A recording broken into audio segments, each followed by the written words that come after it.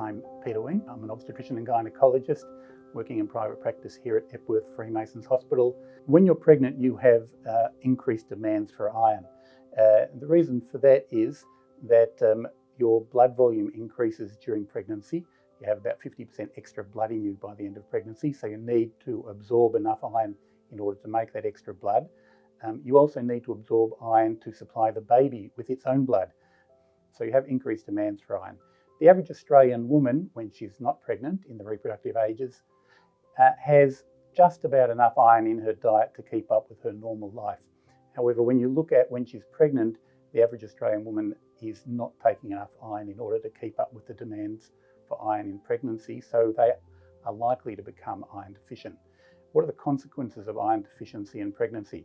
So at its most extreme, if you're very iron deficient for long enough, you will become anemic. So on a clinical level, mild levels of iron deficiency before you become anemic really have fairly minimal signs. You'll become a little bit more fatigued maybe, a little bit more puffy, but those cross over with the normal symptoms of pregnancy in any case. So it can be pretty hard to tell if you only have mild levels of iron deficiency. So the best way, and really the only way to know if you have mild iron deficiency, is to have a blood test to measure your iron stores. The Australian Red Cross and the Australian Blood Transfusion Authority recommend that all pregnant women should have their iron assessed at the beginning of pregnancy. And then it should be repeated at 28 and probably at 36 weeks. So the best source of iron are red organ meat. So we're talking beef liver, calf liver. Most pregnant women don't like to eat that very much. So after that, we have red meat. The other sources of iron that are non-animal, that are good, are prune juice, interestingly, which will also fix your constipation, and tree nuts. You have to have like at least a cup of tree nuts for it to start to be worthwhile.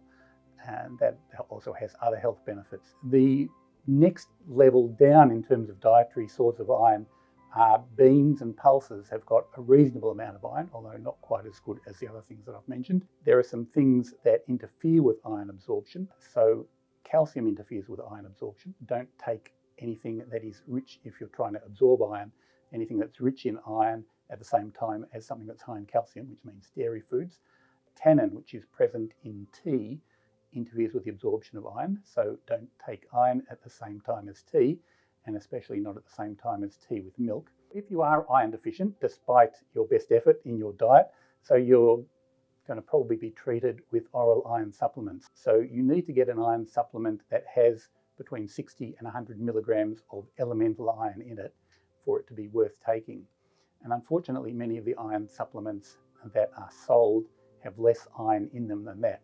So when you need to take advice from the doctor who's looking after you to make sure that you're taking an iron tablet that actually has enough iron in it to do you some good.